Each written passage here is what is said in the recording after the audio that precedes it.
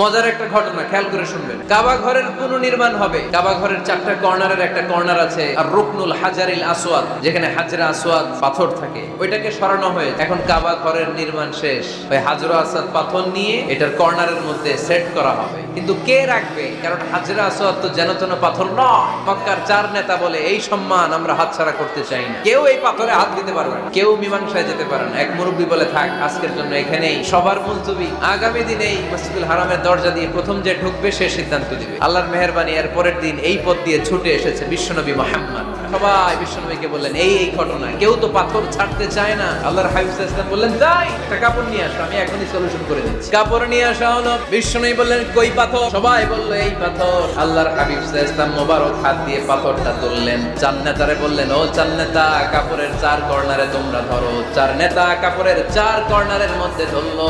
বিশ্বনবী নিজ হাতে পাথরটা নিয়ে কাপড়ের মাঝখানে রেখে দিলেন। কাবার কাছে যে বিশ্বনবী আবার নিজ হাতে পাথরটা তুললেন, আবার নিজ হাতে কাবার ভেতরে রেখে দিলেন। পড়েন সুবহানাল্লাহ। সম্মান আসলে 4 নেতার দিকে যায় নাই, সম্মান গিয়েছে বিশ্বনবীর দিকে। এতক্ষণ কাউরে দিবে না, এখন কেউই ধরতে পারে না, তারপরেও খুশি। সুবহানাল্লাহ কইবেন না? প্রথমে যে হাজরে আসওয়াদ পাথর ধরছে কে? বিশ্বনবী। কাপড়ে রাখছে কে?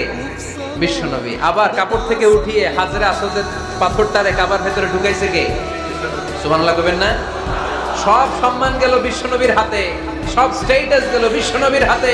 4 নেতা কাপড়ের কিনারা ধইরাই খুশি। এইটাই বলে নেতৃত্বের গুণাবলী, চিল্লায় বলো ঠিক কিনা?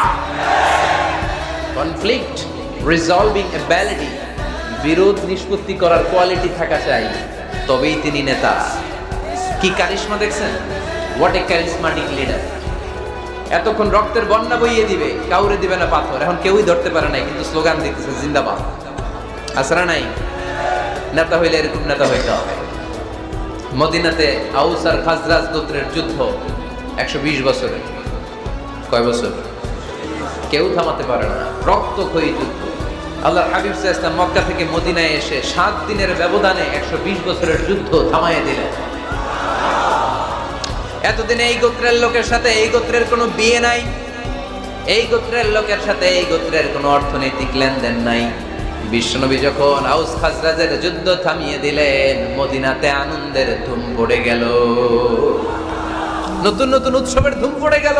সব ভাই ভাই। নেতা হইলে এরকম নেতা হইতে হবে, কোনো মারামারি থাকতে পারবে না সমাজে। চিল্লা এখন ঠিক কিনা? নেতা আসলেই সমাধান, নেতা আসলেই। সহিহ বুখারীতে একটা কিতাব আছে, কিতাবুস সুলহ, মীমাংসার অধ্যায়। একটা বাব আছে, বাবু কওলিল ইমামি লিআসহাবিহি ইযহাবু বিনা নুসলিহ বাইনাহুম। ইমাম সাহেবের এই কথা যে আমাদেরকে নিয়ে চলো, আমরা মিলাই দেব। এটা আল্লাহ রাসূল সাল্লাল্লাহু আলাইহি ওয়াসাল্লামের একটা বিখ্যাত ডায়ালগ। ডায়ালগটা কি খেয়াল করে শুনেন। যুদ্ধ, মারামারি আর ঝগড়া শুনলেই আল্লাহ রাসূল সাল্লাল্লাহু আলাইহি ওয়াসাল্লাম বলছেন ইযহাবু বিনা নুসলিহ বাইনাহুম। আরে আমরা আছি, আমগরে নিয়ে যাও না, আমরা মিলাই দিব। সুবহানাল্লাহ পড়েন। মারামারি দেখলে বিশ্বনবী মিলাই দিতেন।